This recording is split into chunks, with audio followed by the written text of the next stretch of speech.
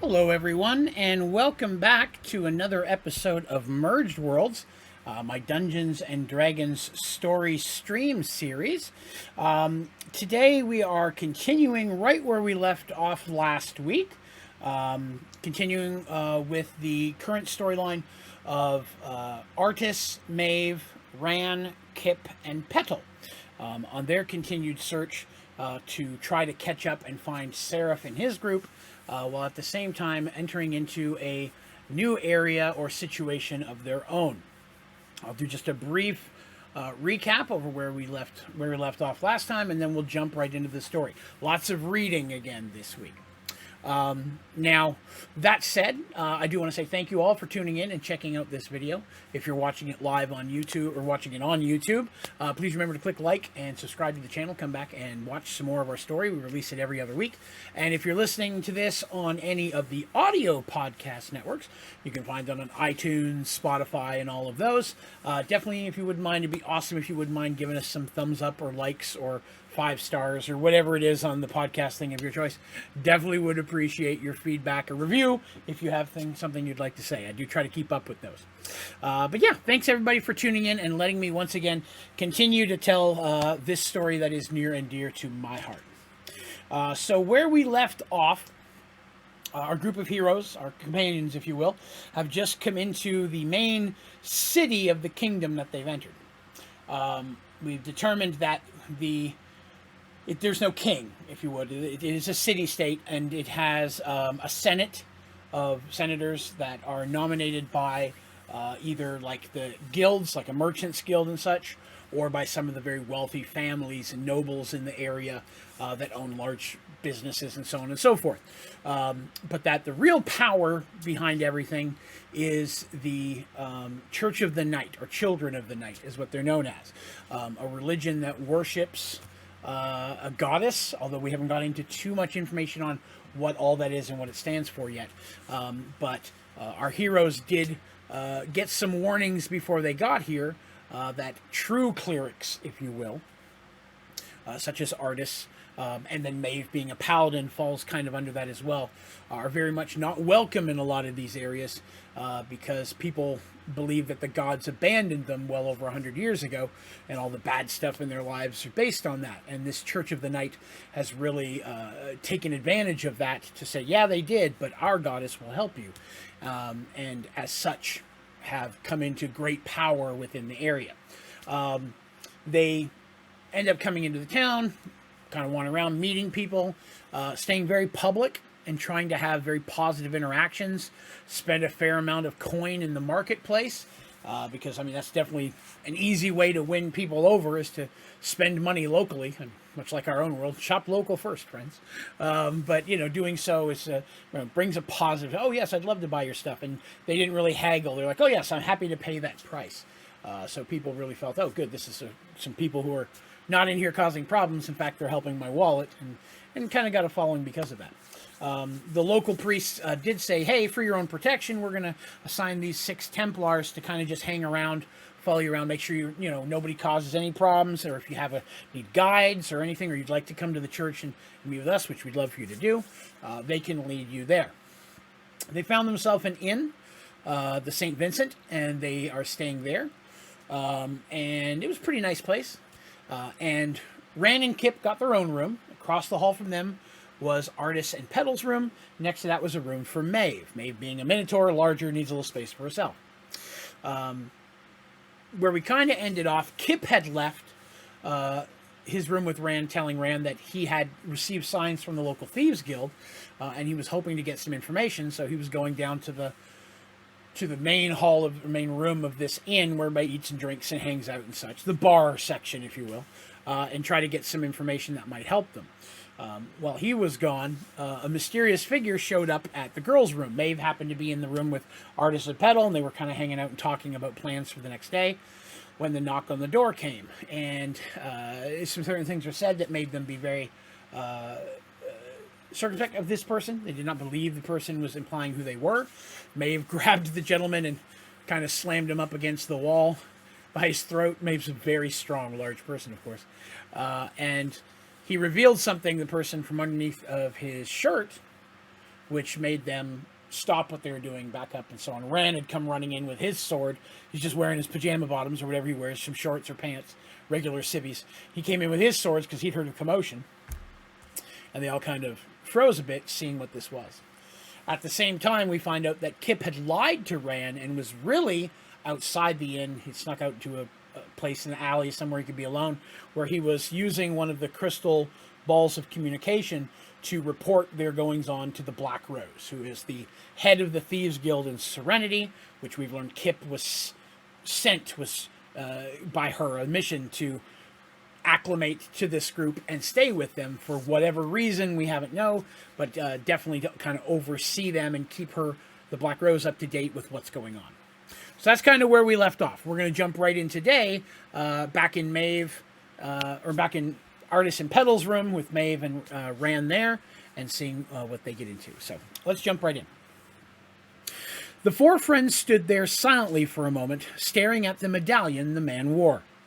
The holy symbol of the goddess Saoirse hung there, and now that it was revealed, both Artis and Maeve could sense his power as a true cleric. So, we've dabbled into this. All clerics have a holy symbol that they wear around their neck. The material of that symbol can differ based on the type of god or goddess that you worship. Very often, as is in the case that we're talking right now, Saoirse being goddess of nature, hers is very much going to be a very polished, well-maintained wooden symbol. And they can range in size, but they're normally the size of a coaster, or sometimes larger, depending. So very often I will refer to it as a medallion or a holy symbol. It's the same thing. Medallion doesn't, some people think that just means a small circle, and I've clarified this, had to clarify it in the past with players as well. It averages of decent size, usually hanging by some type of chain.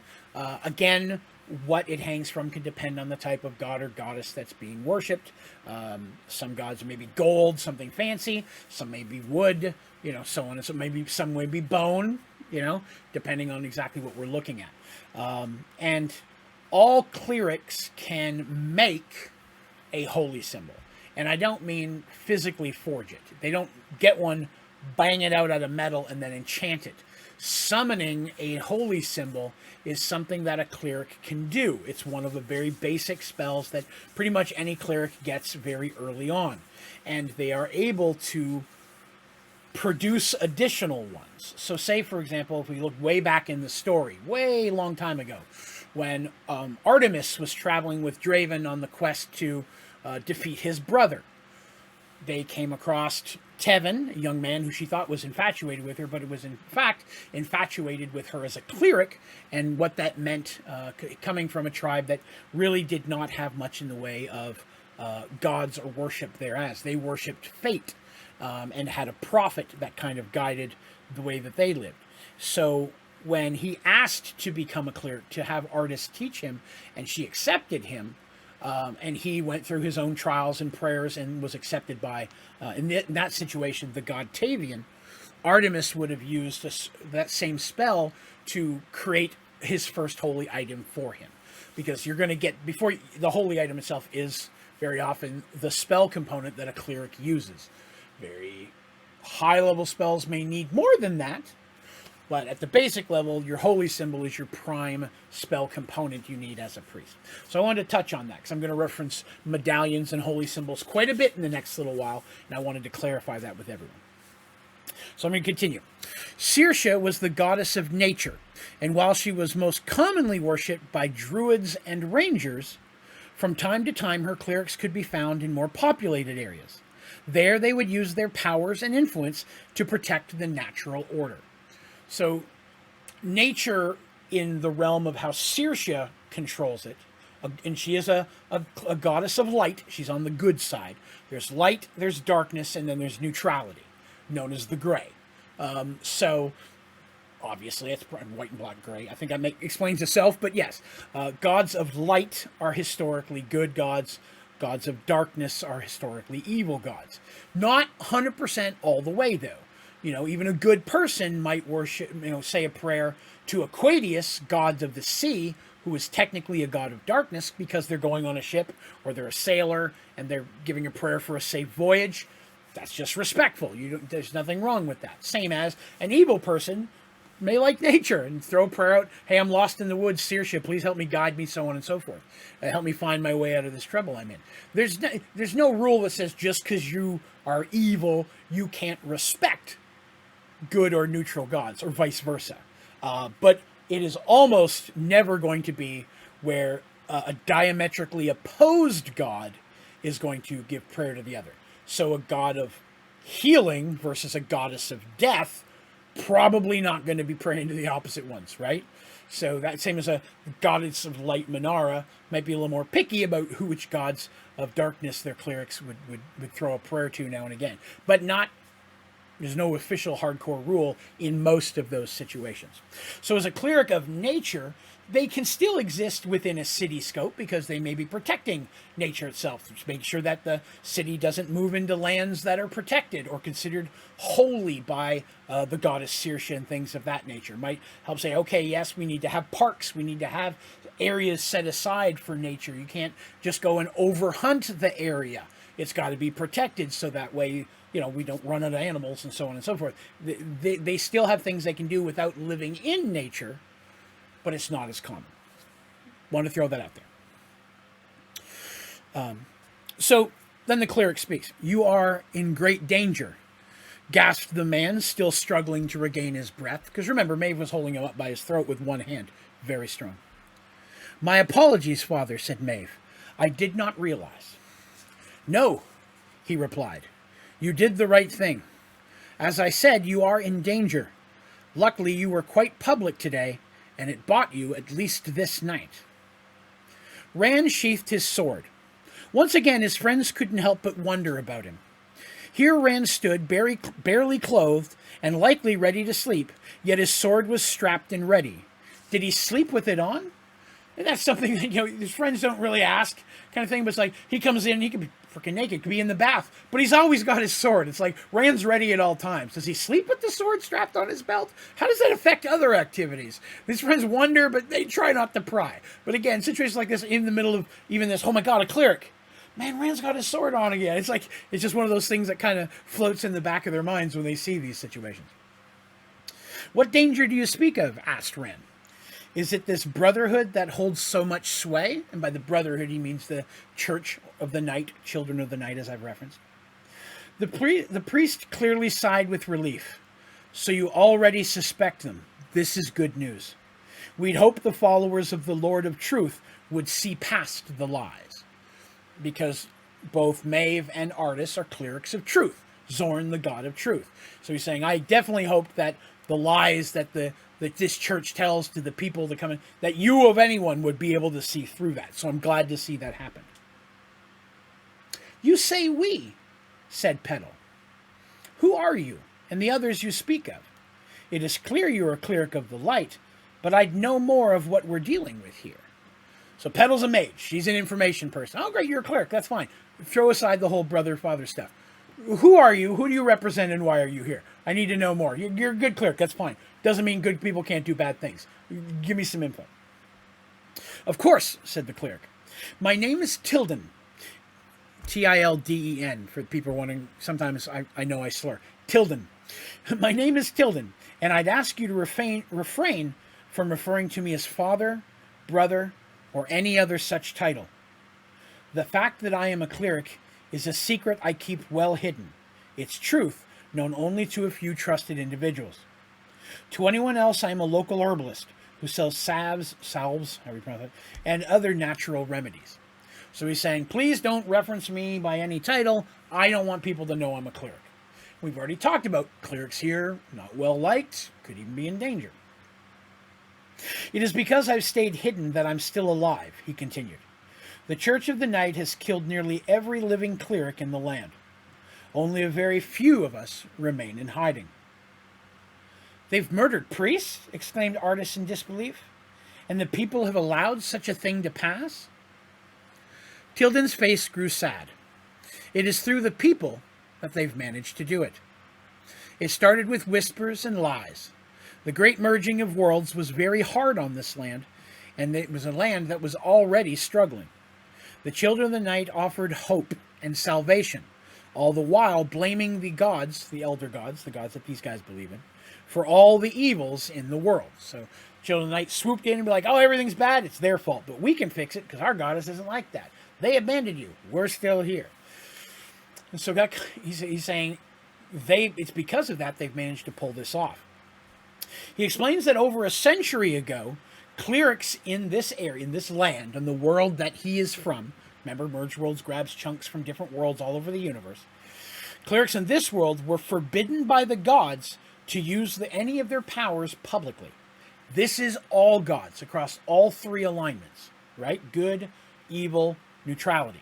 Basically saying, hey, you are forbidden from using any type of your powers publicly.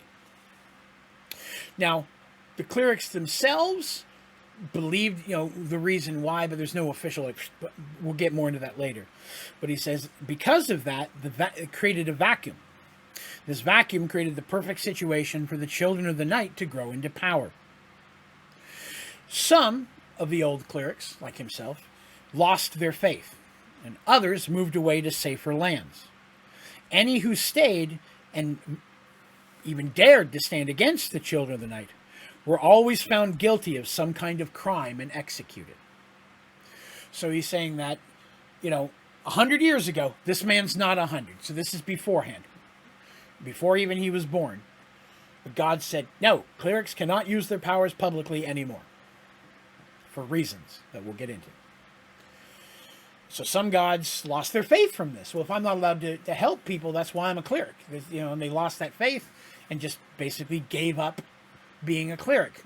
Most of those people probably lived regular, ordinary lives at that point. Some people saw the writing on the wall and are like, well, we're getting out of this area because these Children of the Night folks popped up. And clerics have started disappearing. Let's get out of here while the getting's good. But those who dared to stay and say, no, this goddess of your Children of the Night, this is all lies. It's not a real god.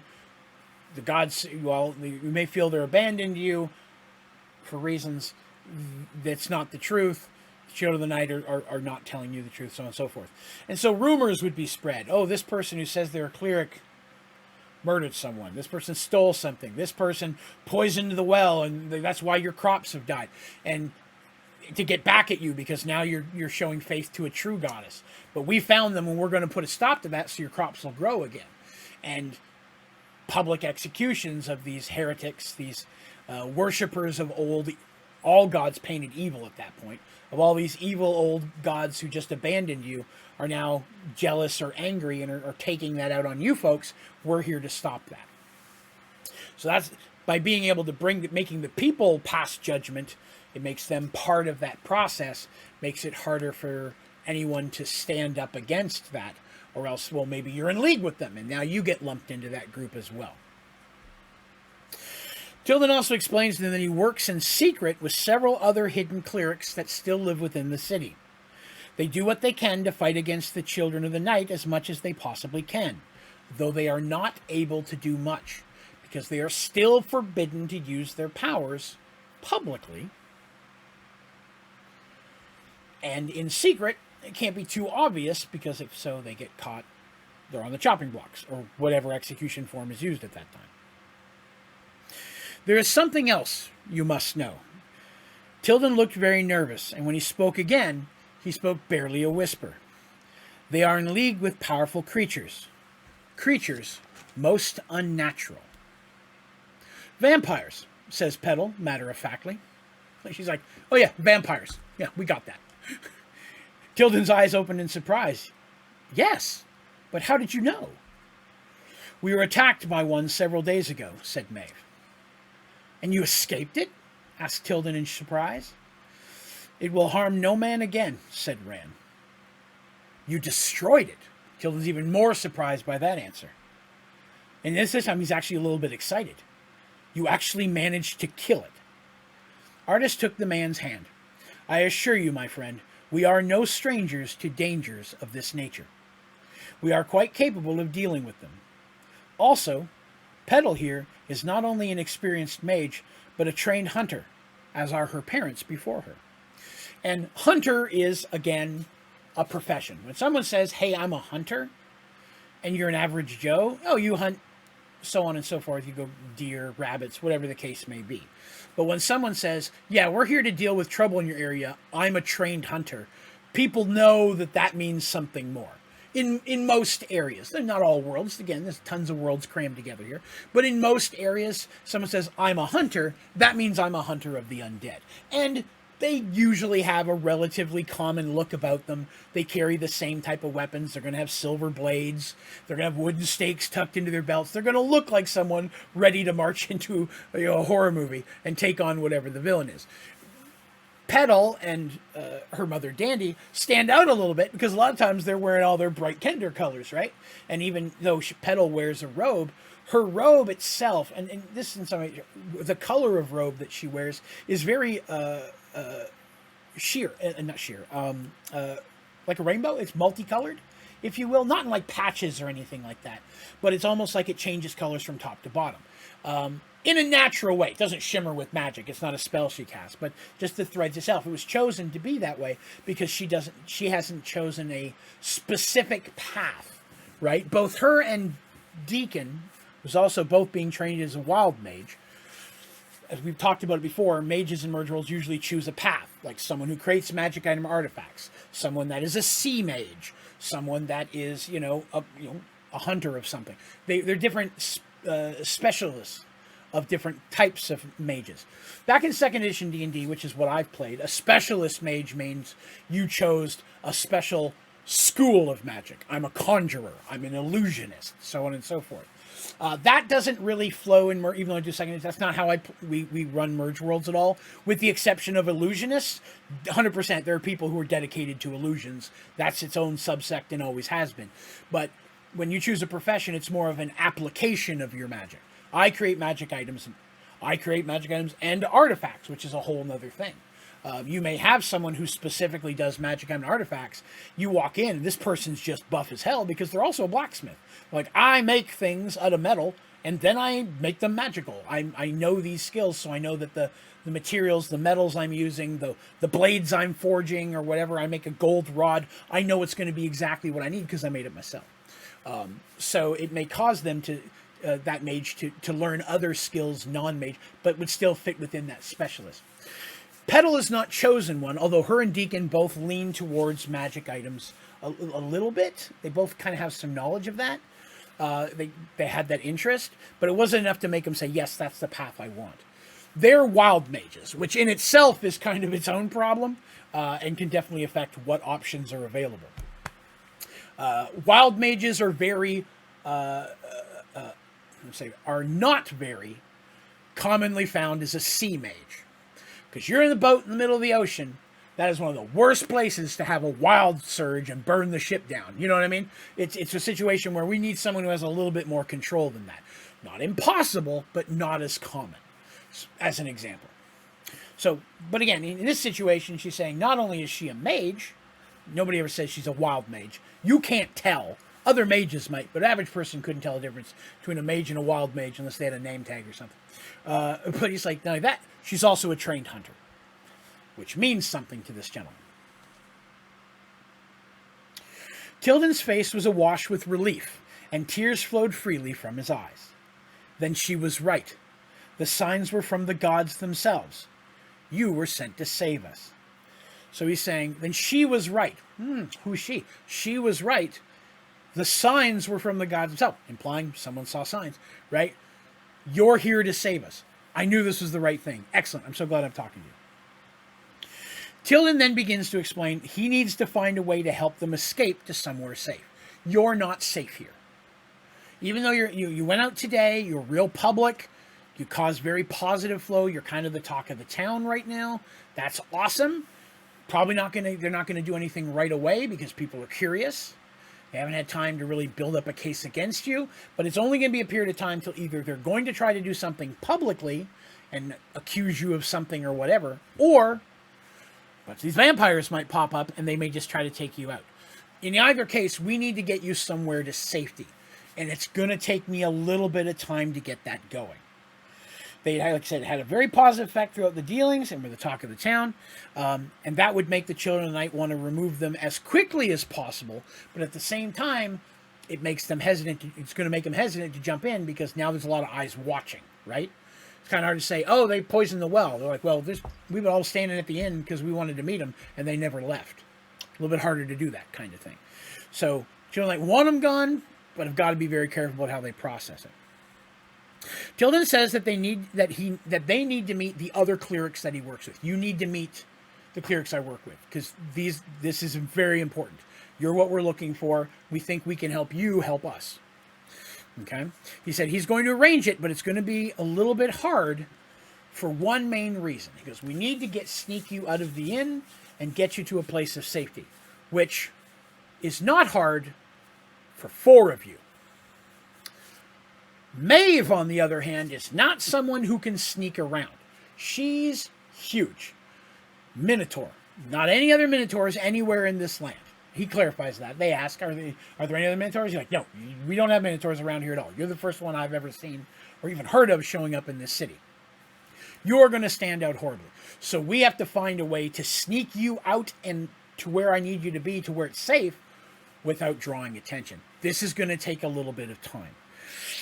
He says, I'm going to go and meet with my allies, see what we can put together, and we're going to come back, and hopefully we should have something ready by tomorrow night.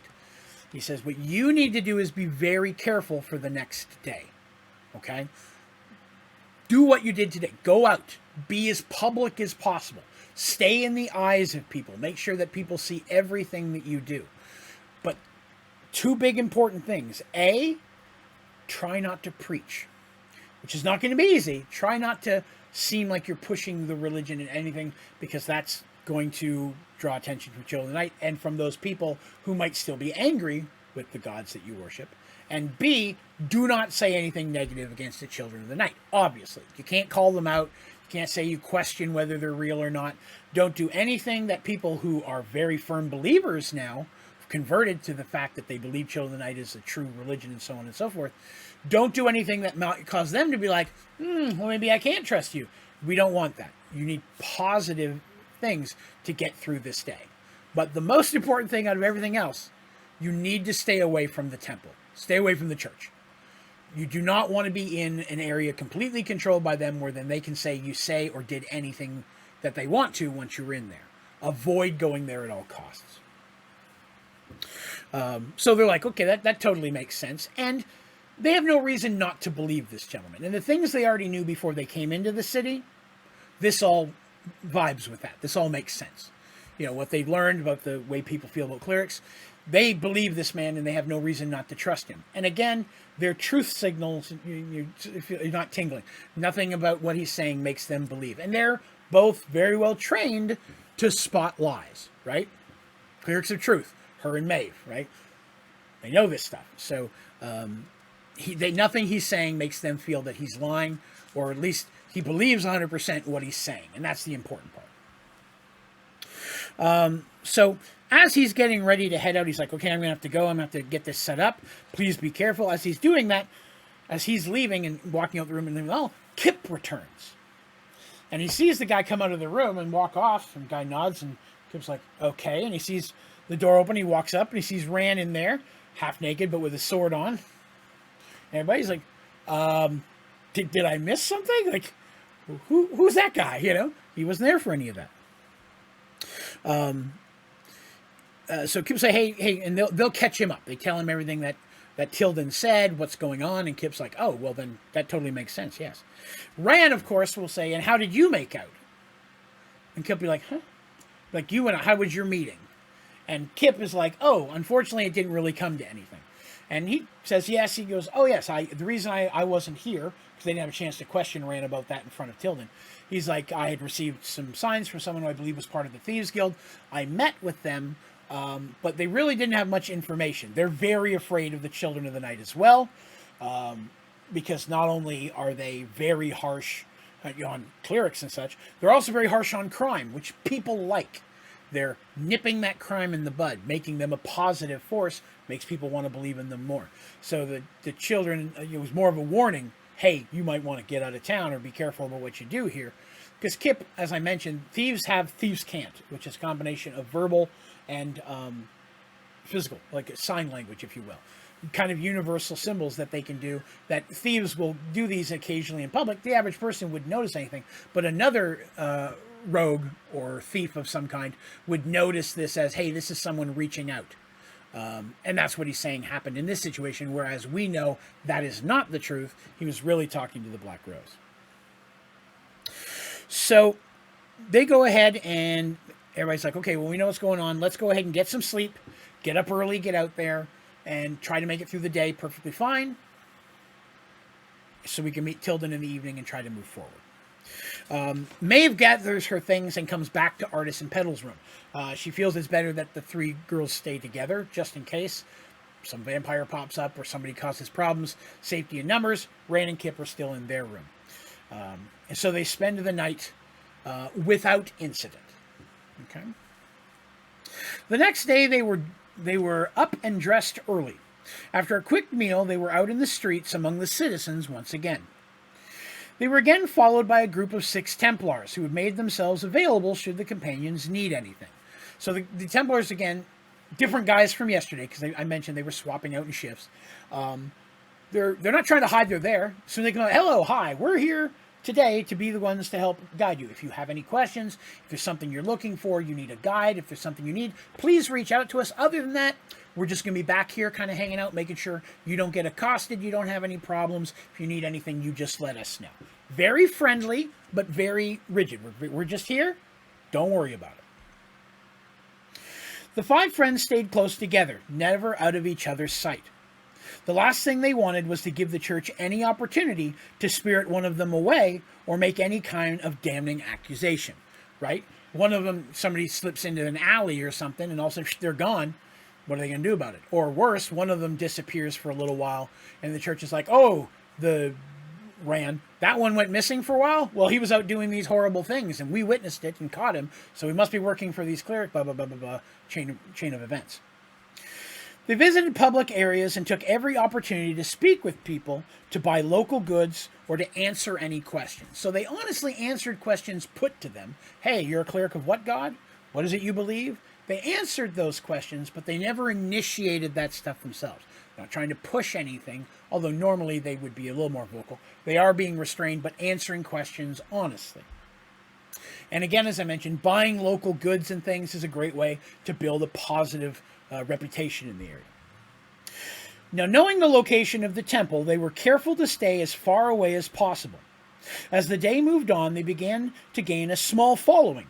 Some would ask questions about them or their god, but most seemed content just to watch them and listen. So instead of just 6 Templars following them, now there's 6 or 8 people, then 10 or 20. There's a good chunk of people that seem to kind of just be curious and wanting to know more about them. Not really. Some people would pop up and ask questions. Some were a little more vocal, but most people just kind of followed them around. Regular folks, I mean, not had much to do that day. They just wanted to see what the excitement was about. Now, early in the afternoon, they came upon Brother Bifton. Brother Bifton is the cleric of the Children of the Night who met them at the gate and gave the sign, yes, they were more than welcome to come into the city. And he takes a moment to say, well, you've been here now for a day or so. What do you think of our city? What do you think of what you're seeing? And, of course, they have only positive things to say. The people have been wonderful, have been welcoming. We've had no trouble. We have such a beautiful place. It's in good condition. We didn't get accosted by anybody, so that's really cool. And we've managed to find wonderful pricing on a whole slew of amazing different products that we're excited to take back home and show our friends and families and such. Now, once again, he's like, well, we would love to have you at the temple. I mean, definitely, you talk of the town, we would love to have you come and meet others. Come on, show up. Now, Artis is like, that sounds wonderful, but it's already in the afternoon right now. And, we know very little about the church, the Children of the Night, the Church of the Night, and we find it very fascinating. Would it be okay if we came by tomorrow? We'd like to come by early in the morning so we could dedicate the whole day just to spending time talking to yourself, the others, brothers and sisters of your church, assuming they're sisters, they don't know yet. But, talk to folks and have an opportunity to learn more. Bifton is very pleased to hear that. Yes, that would be wonderful. And yes, there's so much, of course, we can talk about, things we can show you, and so on and so forth. That would be wonderful. And I think that's a great idea. He says, I'll definitely go back and I'll make preparations, let them know you're coming. So, we can line up some people for you to talk to and make sure that you get to see a tour and all that kind of stuff.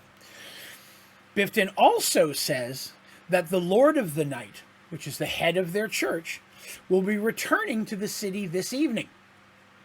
And I'm sure that he will be very excited to meet you as well. So waiting till tomorrow will be perfect, so you can meet him too. So he speaks to the Templars, and he says, this is excellent. When, pass it on to the next people taking your shifts and such, that, taking your shifts, make sure you pass this on, that tomorrow when they're ready, bring them right to us. Make sure, no one gets in the way. Bring them to us so that way we can, they can have the meeting, just like she said, and hang out with everybody for the day.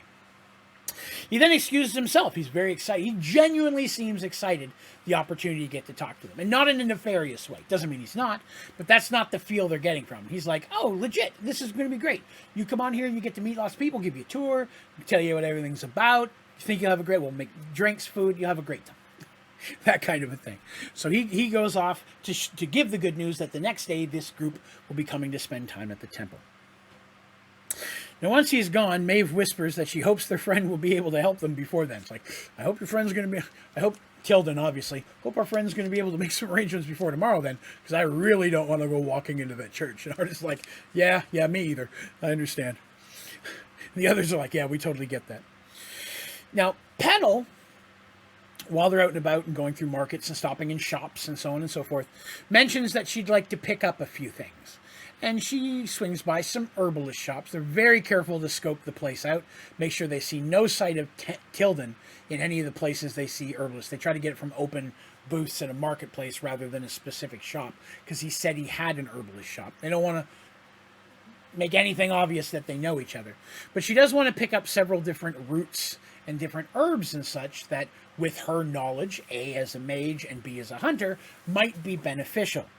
She would love to pick up some more hunter supplies, especially some maybe blades and things of silver, but they agree as a group that it's probably best not to do that. That might draw a little bit too much attention, especially from people watching them, like the Children of the Night.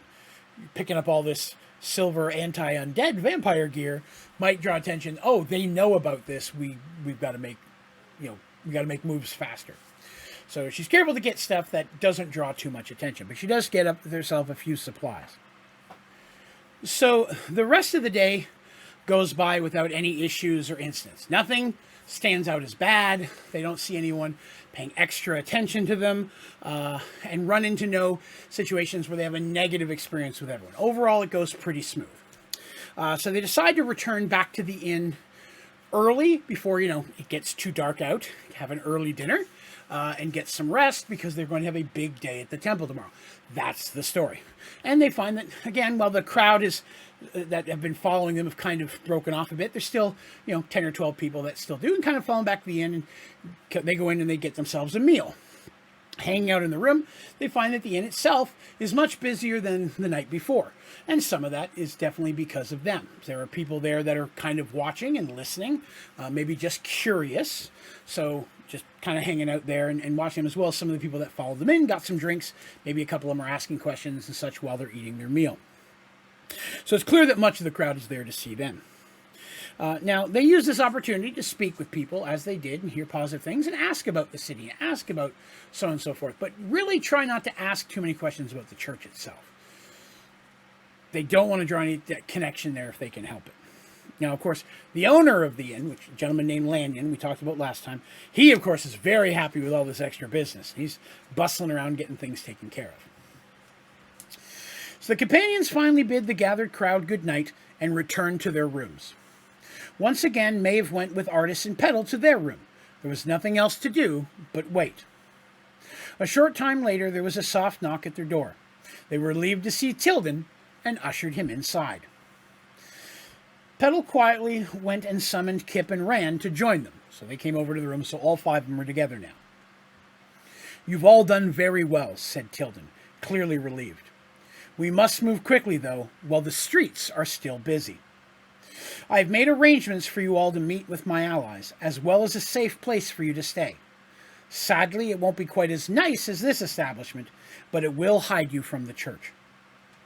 I have with me several common robes you can wear over your clothes to help disguise you as we move you through the streets. We got some regular civvy clothes. Hide your stuff. Keep it relatively hidden. You bring your gear with you, which they have their stuff, but that's, again, won't stand out too bad because nothing's fancy nice looking.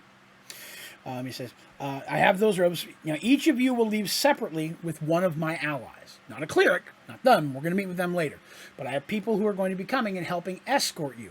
You're going to be leaving one at a time. And each of them is going to take you a different path. Split you up. You'll all end up at the same place. Okay? So he says, I'm going to take someone, and someone's going to show up in 10, 15 minutes, take another person, until the last one's gone. Everybody's going to split up, and we're all going to meet at the same place. It's better than trying to move as a crowd. As for you, Maeve, as you know, old clothes won't do much to hide your identity. Tilden pulled a glass bottle from his pocket. This potion will change you, make you look like a human for a short while. It is quite powerful, but will only last about 30 minutes. I confess this potion was not cheap and came at quite a personal cost, and it's all that we have, but it's all that we have that would work. Once you've drank the potion, while you're drinking it, you must concentrate on the image you want to become. Choose something human and ordinary. You don't want to stand out. Don't choose like some fancy elf or beautiful supermodel. Choose something that would just a regular human you've seen a million, something that blends in. Tilden explained he would leave first with Maeve, since she was on a time limit. Others would arrive in 15 to 20 minute intervals to escort the others. They had a password that Tilden provided them in order to prove themselves. So when they show up, they're going to say this word. That's how you know it's really them and not someone else showing up to do something nefarious. He answered a few of their questions, but then insisted that they begin. Oh, here we go. Everyone watched as Maeve drank the potion. After a moment, her body began to change and shrink. Gone were her horns and fur, leaving in their place a young human female in common clothes. Now, she was wearing all of her armor. Remember, she's all plate mail paladin. All of that looks like now she's a human in regular clothes. It changed everything that she wore. So she still does have all of her gear on her and such, but it is part of this illusion that is happening. Artists couldn't help but smile at how much Maeve looked like Mercy. It was easy to see Maeve's inspiration. So Maeve had to pick who's a human female I could look at. I don't look like artists. And Mercy pops into her mind, right? Well, she's a queen, but she still looks like an ordinary person. When she's out on the battlefield, you wouldn't know any different. Okay, it's kind of how I want to look like. So you can see where she was thinking of Mercy's look, kind of, but maybe with darker hair kind of thing. Slightly different. Maeve stared at her bare arms and hands. In her eyes, it felt like her friends and the entire room had doubled in size. Because she shrunk, right? She's been super tall her whole life. Now her friends are like the same height as her. And she's like, wow, you guys got big. Why is this room so spacious? Boy, I think that bed would fit me for once. Like, it's definitely a strange feeling for her. At Tilden's urging, she said goodbye and then followed the man into the hall. The common room was still quite busy when they arrived. No one paid them any notice, even though Maeve tripped and almost fell. Because she's now walking a little bit different. Things are bigger. She's having to maneuver a little differently. She's also Maeve is always going to be a little used to people getting out of her way. Like, not necessarily just as natural, here comes someone big, let me step aside. She doesn't have that now. So she almost fell. Tilden managed to catch her, and they quickly exited the inn. They moved at a steady and brisk pace, weaving through the crowded streets. Every so often, Tilden would look behind them, but felt confident that they weren't being followed. He led her to a large building. The sign identified it as a brewery. So, big brewery. This is a big business. Probably see wagons loading barrels, all sorts of stuff. Is this the place? She asked. No, replied Tilden. Where we're going, it would take longer than 30 minutes. Here we'll get help to get you the rest of the way. So he's saying the whole trip would take more than 30 minutes. So we can't risk you popping back into a Minotaur in the middle of the street. Here we're going to get help to get us the rest of the way we're going to go. He led her inside. Several men were working in the front room. One, a balding middle-aged man, seemed to recognize Tilden. The man nodded and without a word led them through a door into the warehouse. Barrels were stacked in rows all the way up to the ceiling. Maeve was led through a maze of barrels until they reached a row of giant casks. These barrels were over 10 foot high and very old. So I want to explain this. On the wall are a bunch of barrels. Now, think of a classic barrel from any movie you've ever seen, right? Wooden barrel, kind of rounded, right? Flat board on the top, flat board on the bottom, okay? That's what these are, but they're huge, 10 feet in height. And these are on their sides. So the flat side is facing outwards. Now, the way these are set up, they don't look like they're intended to move. They're kind of built in spot and have probably been there for a very long time. Maybe you're going to have taps and stuff on the front that you'd use to drain them. So basically they'd be filled, left for a period of time to age the alcohol, so on and so forth, depending on how they make it. These large ones were for obviously large amounts in one shot. And they were led up to one of those. Two young men stood there as if waiting for them. The bald man took a quick look around and then, satisfied that no one else was around or watching them, motioned to the two young men to begin. They quickly grabbed pry bars and began to pry open the lid of one of the giant casks. Maeve began to feel strange and noticed her arms beginning to grow hairier. So she's like, uh-oh, I'm getting shaggy. And these guys are prying off the big flat thing on the front of one of these. Big wooden disc, which would be pretty heavy. Finally, the lid popped off. They caught it, so it didn't make a loud slam, revealing not only the barrel, but a large tunnel built into the bottom of the barrel, which would be looking straight forward, right? Because it's on its side. So there's a tunnel in the bottom of the barrel going through the wall and then down some stairs. Here we go. Here we go. One of the young men handed them a torch. Then, without a word, they began resealing the cask, trapping them inside. So Tilden helps them get inside, her get inside. One of the guys says, here, hands a torch to Tilden, and they start sealing up the cask again. Big barrel, right? But it's lit up inside. It took only a moment, but soon Maeve had returned to her true form, much to her relief. Tilden then led her into the tunnel. This will lead us down into an older section of the sewers. Once inside, you must follow me as quickly but as silently as possible. This will be the most dangerous part of our journey, he said. Why so? Asked Maeve. We believe the vampires use the sewers to move around throughout the day, to avoid the sun.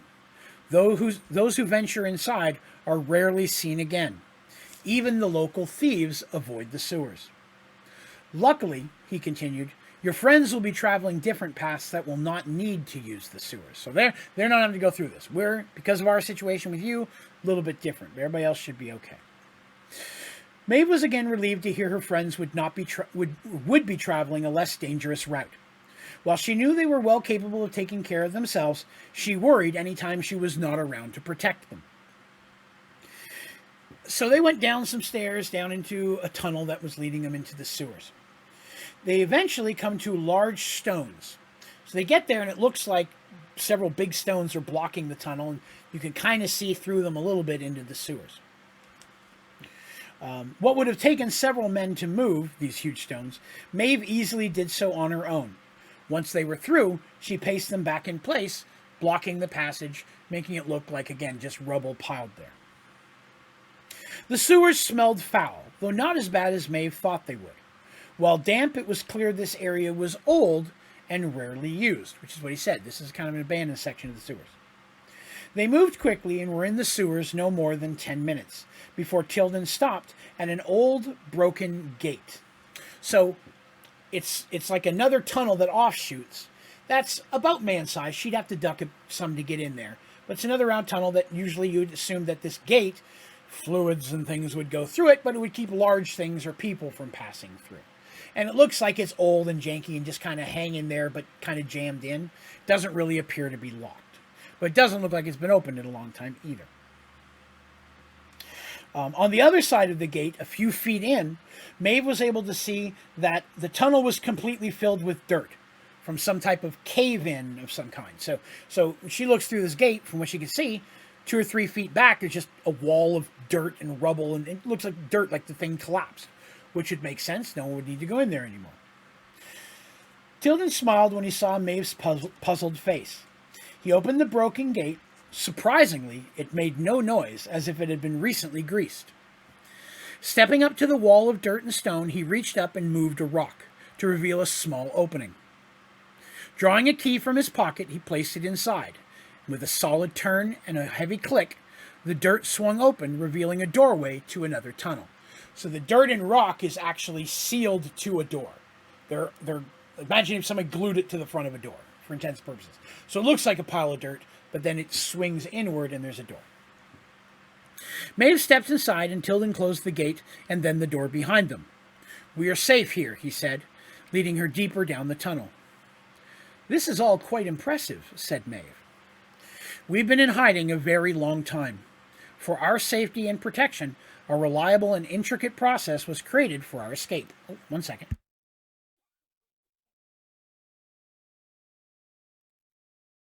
Sorry, needed a quick drink there. So an intricate process was created for our escape. It is how we've been able to meet safely, allowing us to work together against the church. So all the things she's seeing have been around for a while, but were originally designed to help clerics be able to escape out of the city should they need to. After a few moments, they came to a sturdy wooden door. Tilden opened it, and they entered into an adjoining chamber. The room was large and completely round. Tilden explained it was originally a runoff chamber for water and waste. All of that had been diverted away, leaving the room deep and forgotten. So deep in this place where water would build up and then run off if it got too deep, the group, someone has gone ahead and diverted all things that would have flown into this room. So from the outside, no one knows, water just goes wherever, but this room ends up being in the middle of all these whatever tunnels, but sealed off to itself. And because of its depth and how thick it is, it's basically going to be mostly soundproof, unless someone managed to get through the gate and the first door, get up to the wooden door kind of thing. So a safe place for them. Let's see. The room was completely round, to explain that. Several chairs sat against the walls, and in the center was an old but sturdy table. "I apologize there's not more in the way of comfort and refreshments," he said. "Some of my allies should be bringing some with them when they arrive." There was another door on the other side of the chamber. Tilden explained it led to a set of stairs, and at the top of the stairs was a hidden door into the back of a scribe's shop. Maeve's friends would be coming that way. So everybody else is going to be brought to this scribe. Scribe is someone who writes letters for you because you can't write or you need something written down, copy a letter, copy a book, takes those type of jobs. A scribe writes stuff. So it is a business very commonly found. Secret door in there would let people be able to get down to this without having to go through all the sewers, which they normally don't like to mess with because of fear of vampires or children of the night. Over the next hour, the others all eventually arrived. Their guides left after seeing them to the stairs. So none of their other guides came down with them. They got them to the secret door, said, "Go down those stairs, go in the door, you'll find your friends." So over the next hour, everybody started to show up. Finally, everyone was there, and they began waiting on Tilden's allies to arrive. Now that they're in a spot where they have a bit more freedom, where they can kind of talk about things, they have a chance to really openly ask Tilden more questions. And the biggest one they have is, why is it that the clerics are no longer allowed to use their powers? Why is it that this limitation was put on them? And he says it's not so much a not allowed as not able. Our powers literally will not work in any type of public situation. Some minor skills and abilities, maybe minor healing spells, things we can do when we're alone or we're home, that kind of thing. But the gods just don't grant us abilities when it would be visible or knowable from anyone else. He says that the people of this world had grown very complacent. The world had become relatively safe. There weren't any really great wars going on. People got along pretty well, and life was okay. And clerics were a big part of that. They helped bring peace, fighting the wars. They helped make sure that food was bountiful, the harvest, so on and so forth.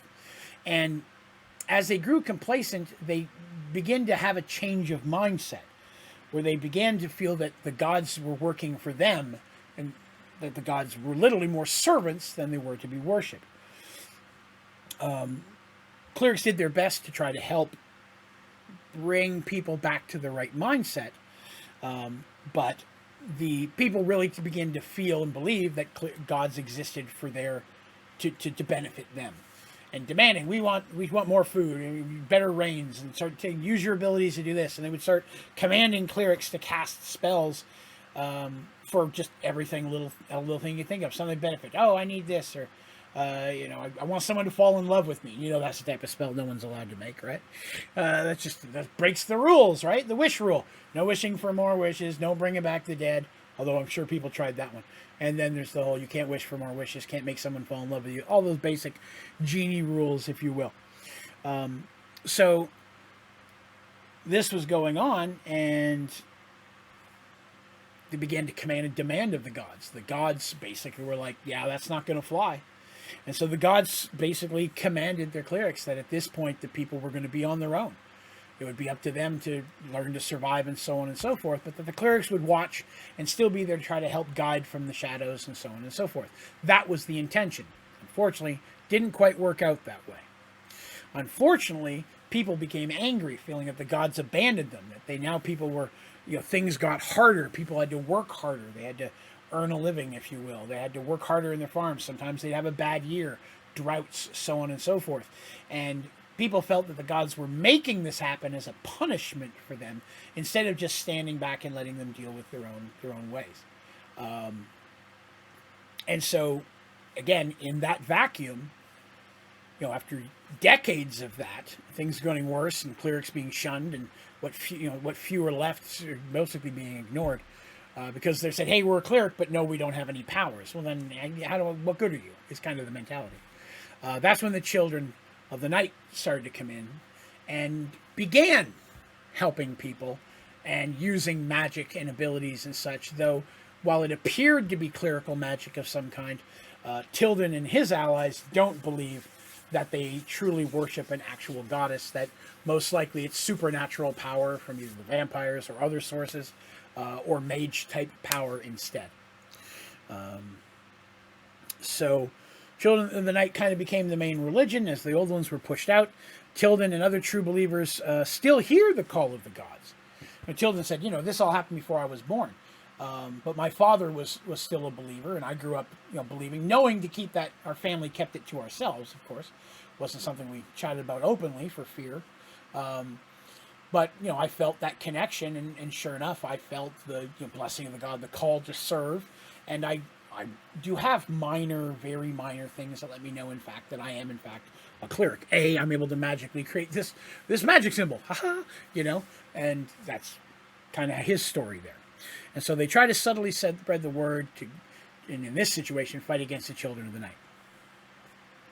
So they're sitting there chatting about all that stuff. Finally, the door opened, the one from the secret stairs, not the sewer, and a young man stepped into the chamber. He was also plainly dressed, though Artisan Maeve knew immediately he was a cleric. "My friends," said Tilden, "allow me to introduce you to my good friend Volos." The young man smiled. Reaching under his shirt, he pulled out his medallion, the holy symbol of Mavael, god of knowledge. So, for those of you out there, Mavael, god of knowledge, is one of the three main gods. There's goddess of light, god of darkness, but the head of the neutral gods is Mavael, god of knowledge. So he's one of the three siblings. Each one, the main three gods are siblings. So pulling that one out, it's like, hey, that's a pretty good god. Neutral, knowledge, you don't really have anything bad about you. That's a great god to pop in here. And again, knowledge, especially in situations like this, knowledge is power. Very, very helpful to have. Volos was in his late 20s, and his hands were rough from hard work. It turned out that he was a blacksmith of some note within the city. His story was much as Tilden's. His status as a cleric was hidden from all but his closest allies. He was incredibly excited to meet them, especially Artis. He had brought with him some wine, bread, and cheese, apologizing that he couldn't do more. While they were being introduced, the door opened again, and another man, much the same age as Tilden, entered. He was a larger man with an impressive belly on him. His face was flushed from walking down the stairs, and he definitely seemed nervous. "Welcome, Cineas," said Tilden. Cineas was a baker and owner of a local shop. He specialized in sweet cakes and desserts. He revealed his holy symbol to show them he was a cleric of Maleka. Maleka is the goddess of feast and harvest. So, these guys have regular jobs, regular things. They're known in their little area, but not like super publicly known. They're not famous or anything. But they're known for being good people who do good work, and no one would ever suspect them being cleric because they got regular jobs doing regular things. But you could see how they would slide in to help people. Like, oh, I'm a blacksmith. Your house is broken. How can I help you fix a wagon? You're someone in need. Charitable ways have been known for that type of thing. Or, hey, I've got this food left over, giving it to the hungry, helping donate to a sick family. There's ways that they can use their professions, much like Tilden, who's an herbalist, salves, natural ways of healing to help injuries, to help infections, sick people, using these skills and knowledge they have to still help people, because that's what their true calling is. We are waiting for one more, said Tilden. She's always late, said Volos, always the last to arrive. Cineas had brought some food as well, and the group began to eat. They asked many more questions of the companions, including their homeland of Serenity, because they want to know more about Artis and them, of course. They were clearly awed to learn of their stations, who their parents were, and the fact that Artis was royalty, right? Because all these guys have some type of note, with except maybe Kip, right? Darsh, Maeve's father, is has islands he owns. He has a huge trade fleet company. He's incredibly wealthy. Artis is a princess of the Kingdom of Serenity, the heir to the throne, for all intents and purposes. Petal, parents are world famous hunters. They don't know them here, world famous limited, but it's like that's what they do. They're heroes, so on and so forth. And then Rand's the son of a knight of Serenity as well, which in itself, a knight, and I aspire to be a knight as well. That's still pretty honorable thing. So, but then they find out, of course, that last thing, that Artis is actually royalty. It's as if you were born to lead, commented Volos, to which his companions both nodded in agreement.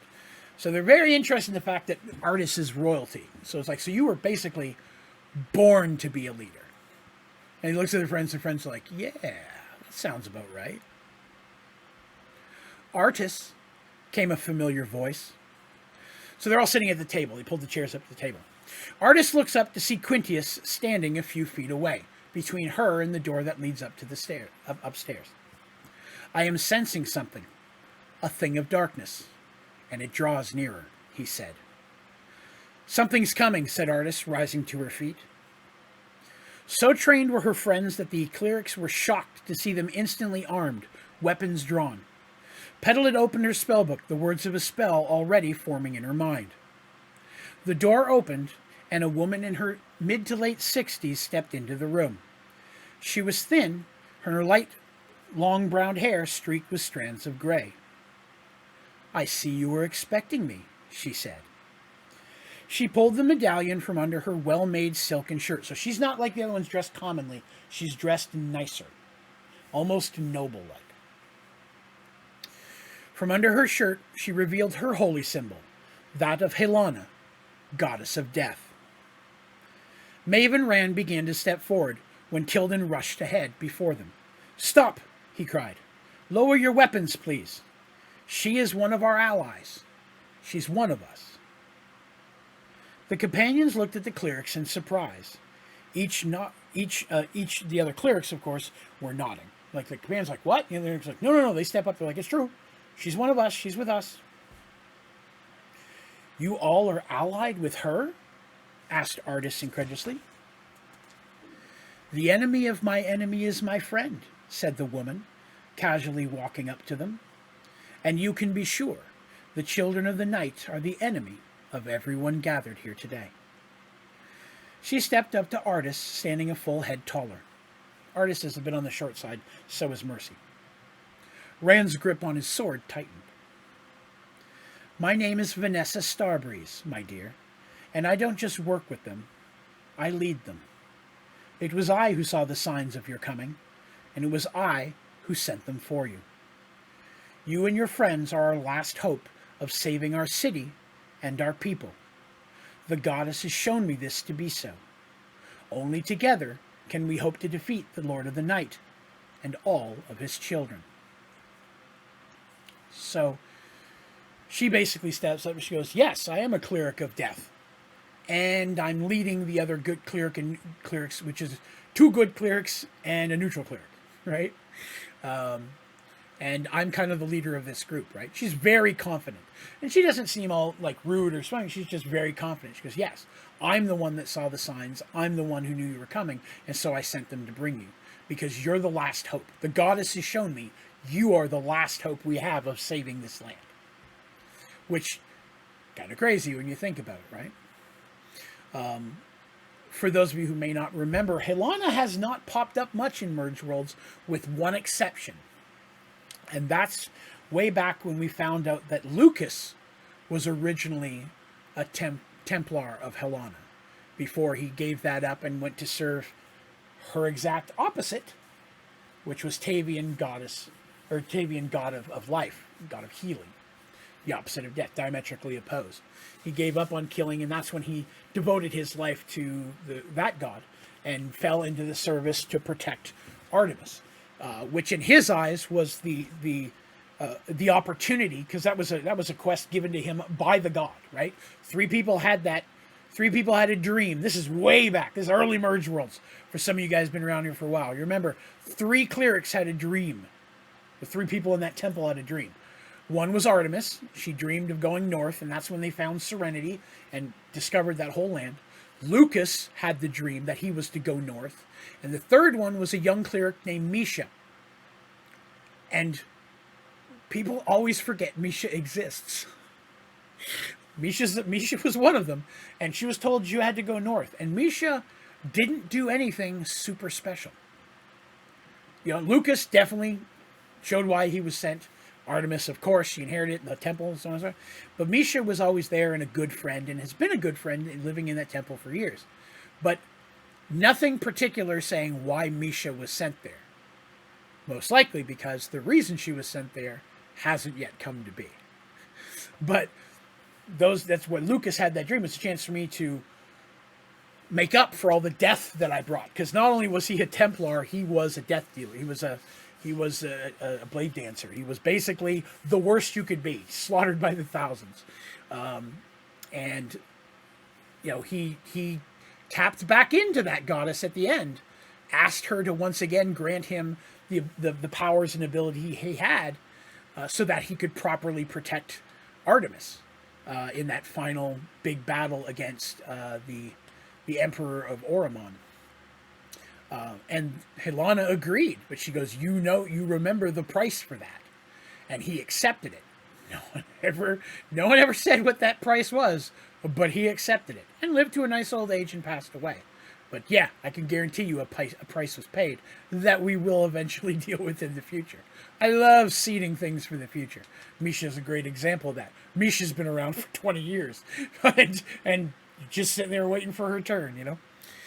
So here we have now a cleric of the goddess of death, one we've not really had to deal with before. And not only that, she's saying, yeah, I'm going to help. We need to work together to save these people. That seems odd. Why would a cleric of death want to save people, you know, and get rid of this false church and so on and so forth? Well, there's a very cool, intricate story about that, and we're going to talk about that next time, because that's where we're going to call it for today. So next time, I'll have some minis that I'll be posting up, that I'll be putting together to show the different 4 clerics that you've met: Tilden, Cineas, Volos, and Vanessa. I'll have one for all 4 of them, because these are characters that we will be seeing for a while moving forward. So you get, for those of you who are interested in what I'm talking about, I digitally create minis on an awesome website called Hero Forge. And then I use those so you can see what different characters look like. I'll have those on next episode.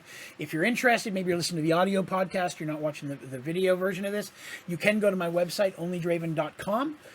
And on the characters page, you'll see minis for tons of all the characters that I've talked about, and even more. So definitely recommend checking that out. If you're wondering what any of the people I've talked about looks like, that's a great place to go.